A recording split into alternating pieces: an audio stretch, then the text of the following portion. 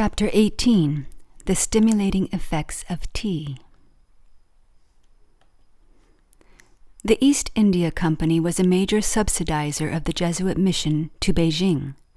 The Jesuits, in turn, interceded with Oriental monarchs to secure lucrative commercial favors for the company, including monopolies on tea, spices, saltpeter for explosives, silks, and the world's opium trade.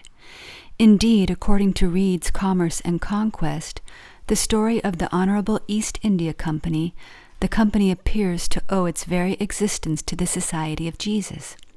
How this came to be is worth a digression. Briefly, in 1583, 4 young commercial travelers, Fitch, Newberry, Leeds, and Story, set out from London with letters of introduction from Queen Elizabeth to the Emperor of China. Somewhere east of the Persian Gulf, they were arrested by the Portuguese for illegally crossing the line of demarcation. Pope Alessandro VI, whose mistress, we recall, was Giulia Farnese, Paul III's beautiful sister, had drawn the line in 1493 from the North Pole to the Azores to the South Pole. All lands west of the line he granted to Spain, and those east to Portugal. The 4 violators were sent in chains to the Portuguese colony of Goa on the western coast of India. In Goa they were rescued by a fellow countryman, Thomas Stevens. Stevens had influence. He was rector of the University of Goa, and he was a Jesuit priest. Father Stevens arranged their release, but apparently not without certain conditions. Story joined the Society of Jesus. Newberry and Leeds accepted posts on the Goan colonial government. Ralph Fitch proceeded on to China, evidently under the Ignatian Oath. Otherwise, the Portuguese viceroy would not have permitted him to carry on. In 1591, Fitch returned to England and, like Marco Polo before him, tantalized adventurers with the lucrative possibilities of transporting to the Western Hemisphere all the Oriental splendors he'd seen. 8 years later, on September 24, 1599, with a subscription of little more than £30, Fitch and several others formed the East India Company. And now, in 1773, the East India Company was governed by Freemasons, whose Grand Master since 1772 was the 9th Lord Petre. His mastery would continue until 1777. Related to the Stortons, Norfolks, Arundells, the Petre family, pronounced Peter, was highly esteemed by the Society of Jesus. It was the Petres who, back in the 16th century, bankrolled the original Jesuit missions to England. The East India Company's most powerful political attaché was Robert Petty, Lord Shelburne. We recall Shelburne as the Jesuit of Berkeley Square, who worked in 1763 with Lord Bute to conclude the French and Indian Wars with the Treaty of Paris, which isolated England from European alliances and angered the Americans over the Western lands. Acting on East India Company's behalf, Shelburne colluded with the king's friends on a scheme designed to disturb the relative peace which had existed between American merchants and England since the repeal of the Townshend Acts in 1770. It went like this. Stored in the company's dockside British warehouses were 17 million pounds of surplus tea. This tea could not be released for sale until a duty of 1 shilling per pound was paid to the Crown. If the king would exempt the company from paying the shilling duty, the company would sell the tea through special consignees to Americans at prices lower than the colonists were paying for either the dutied English tea or the smuggled Dutch tea. Everyone would win. The American tea drinkers, still suffering from the depressive effects of the British banking crisis of July 1772, would win. East India Company would win, and with a windfall duty of not 1 but 3 shillings a pound, the Crown would win. The only loser would be the colonial tea merchants, who had been enjoying nice profits on both dutied and smuggled tea. The king's friends directed Parliament to put the scheme into law. On May 10, 1773, the Tea Act went into effect. Predictably, the tea merchants reacted in fury. Over the next 6 months, they pressed the intercolonial network of dissident propagandists to help them mount a protest. What began as an injustice against tea merchants was amplified by the propagandists into a widely felt injustice against the colonies generally. Then, on July 21, 1773, Ganganelli, Clement XIV, abolished the Jesuits for all eternity. His brief of disestablishment is entitled Dominus ac Redemptor noster, which is usually translated God and our Redeemer. We should note that Redemptor also means revenue agent. Considering that the brief's real effect in the long term was a dramatic increase in papal revenues from a new Febronian America, perhaps God and our revenue agent would be a more appropriate translation, if not the intended one. Although Catholic history calls the disestablishment a supreme tragedy, John Carroll more accurately appraised it as the secularization of the Society of Jesus. Thousands of Jesuits now rose to secular prominence throughout the Western world, in the arts, sciences, and government. Raimondo Jimenez became a radical Freemason. Alessandro Zorzi from Venice joined the editors of the Italian Encyclopedia. Dr. Boscovich arrived in Paris, where his scientific reputation secured him the post of Director of Optics for the French Navy.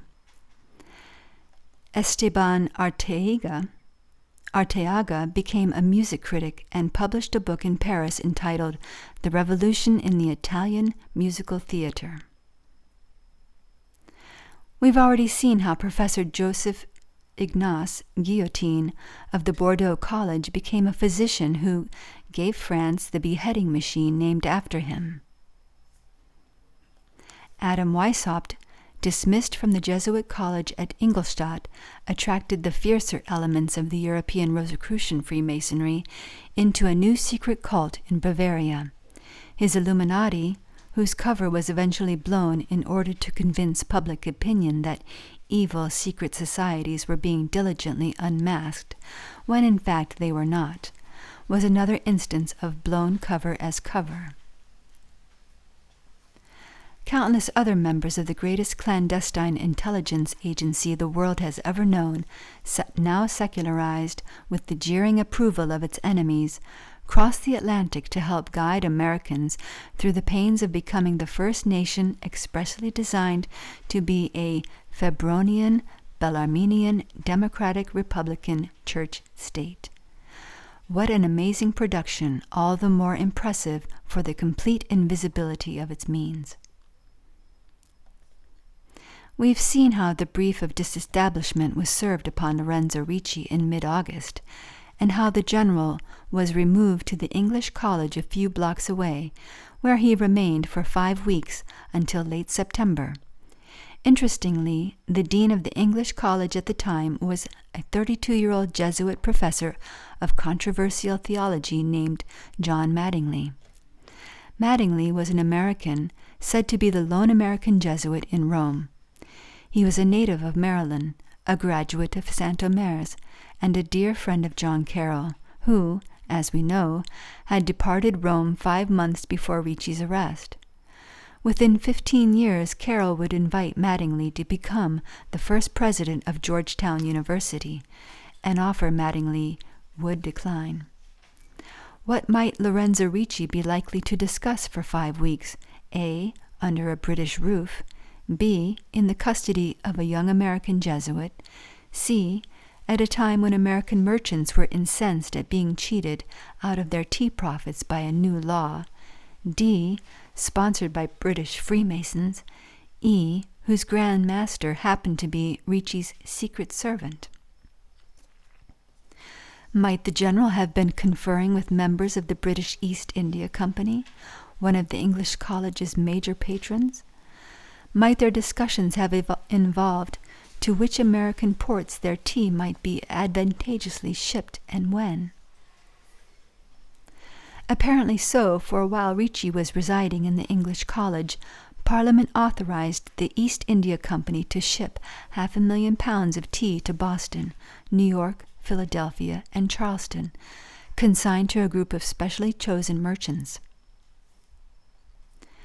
Might Ricci have been formulating with Carroll's friend Mattingly plans for a demonstration intended to climax the agitations that had been fomented in the colonies since the beginning of his generalate in 1758?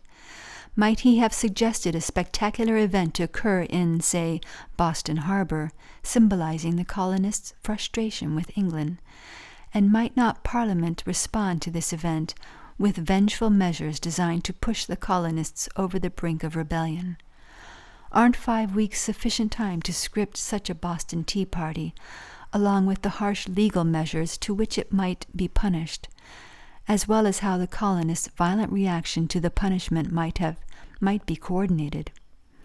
Outcome suggests that Ricci did more in his 5 weeks at the English college than language in custody. We have seen how the general was taken from the English college to Castle Sant'Angelo, with its secret tunnel to the papal apartments in the Vatican. For many months after his imprisonment, Lorenzo Ricci was questioned by the Inquisition, according to traditional church history. But the Inquisition had been administered by Jesuits since 1542. Not surprisingly, the inquisitors pried absolutely no useful information out of Lorenzo Ricci. In October of 1773, Austrian officials with drawn bayonets descended upon the Jesuit college in Bruges.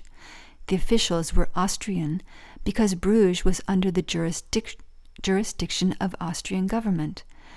They arrested John Carroll and the rest of the college faculty and students. Stripped of his possessions and papers, Carroll was spared further humiliation by the timely intercession of his erstwhile traveling companion, Charles Philippe Storton.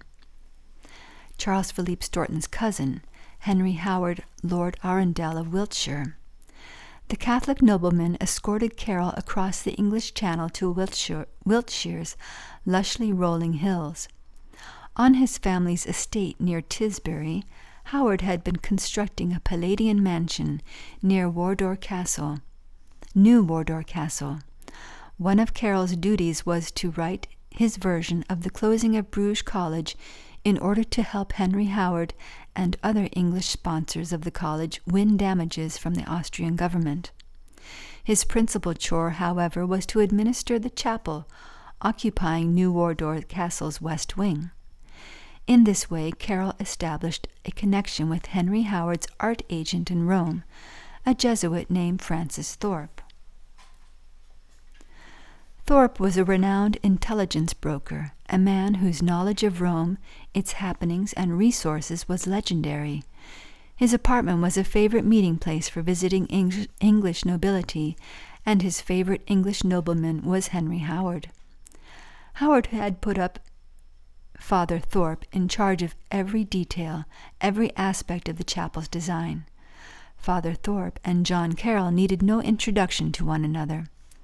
From the editor's notes to Carroll's letters, we learn that Thorpe taught at St. Omer's during the years John was a student there. Moreover, he was Carroll's favorite instructor. These remarkable facts suggest interesting probabilities. From Tisbury, in less than a day, Carroll could reach Benjamin Franklin's residence in London by stagecoach. Franklin, for his scientific achievements and enlightened egalitarianism, had long been the toast of Europe, a darling of Jesuit intellectuals. He was the exclusive colonial agent now, representing the commercial interests of all 13 colonies before the Crown. Franklin knew more about America than anyone else living in England, and more about England than any other American. Francis Thorpe knew more about England than anyone else living in Rome, and more about Rome than any other Englishman. and both men knew John Carroll well.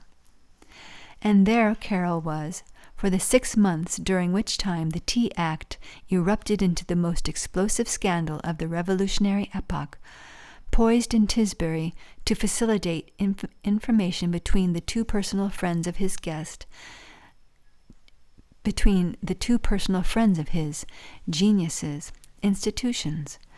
But where is the evidence that anything bearing on the American Revolution transpired between Ricci and Thorpe and Carroll and Franklin and Howard and the entire Anglo-American Masonic system?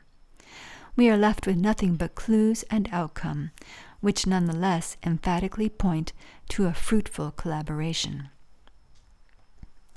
During the night of December 16, 1773, a gang of Indians climbed aboard certain ships in Boston Harbor, ripped open 342 of the East India Company's tea chests, and threw overboard their contents, valued at $90,000.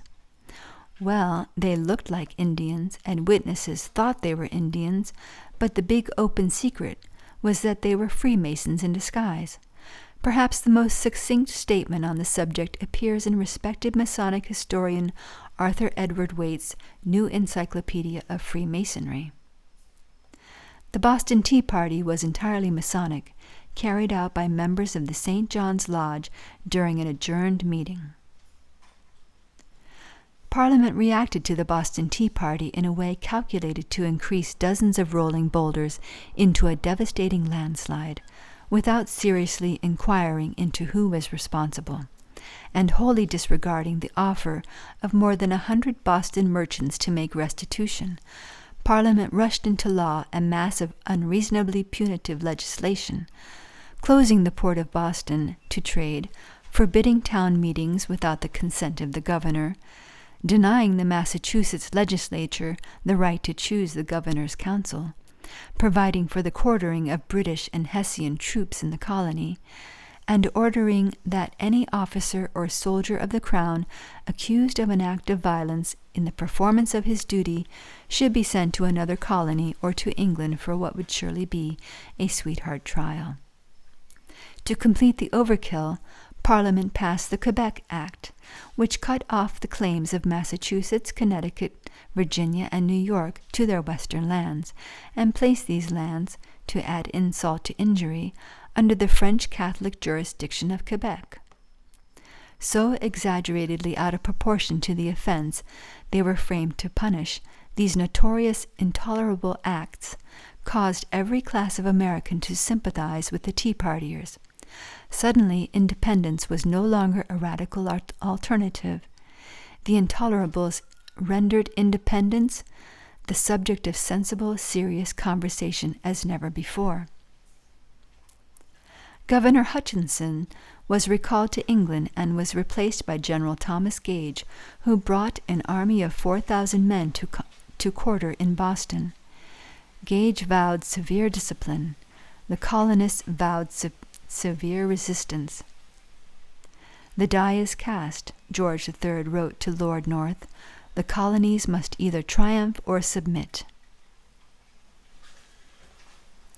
John Carroll left Wardour Castle in May 1774 and sailed for Maryland to reunite with his aged and widow mother, the former Eleanor Darnall, whom he had not seen in 25 years. The history of Eleanor Darnall is the history of Maryland, which bears some reflection here. In 1625, at about the time young Charles Stuart was inheriting the throne of England from his father, King James I, the Jesuits converted a high government official to Roman Catholicism. That official was Secretary of State George Calvert, the first Lord Baltimore. For the sake of appearances, Baltimore resigned his post. It was deemed inappropriate for a Catholic to serve a Calvinist monarch. Meanwhile, behind the scenes, the Jesuits perfected an audacious marriage arrangement between Charles, now King Charles I, and a Roman Catholic princess, Henrietta Marie, sister of Louis XIII of France. The marriage purported to be good for Charles's economic interests. He went out of his way to accommodate the Jesuits. Although a Scottish Calvinist, Charles conducted his monarchy in many respects as though it were Roman Catholic.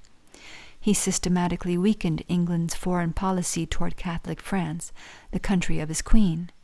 He promoted to the highest levels in the Church of England members of the High Church party, clergymen sympathetic with Roman Catholic ritual and traditions. He squandered England's resources in a pointless Jesuit-engineered war with Spain. 7 years into his marriage with Henrietta Marie, Charles found himself stuck between personal indebtedness to Ignatian creditors and a stingy parliament.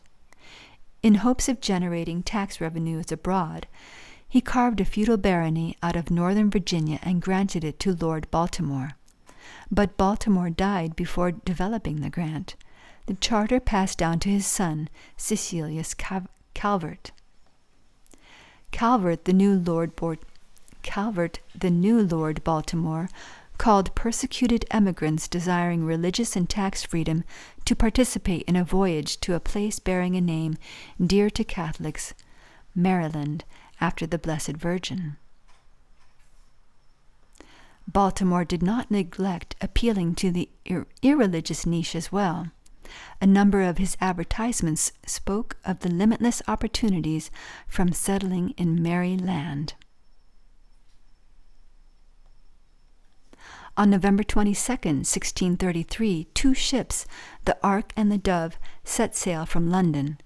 The passenger list included 3 Jesuits, 16 to 20 Roman Catholic gentlemen, several hundred predominantly Protestant slaves and laborers, and Cecilius Calvert's brother Leonard. Leonard Calvert had been appointed Maryland's first governor. And here we will end Part 1.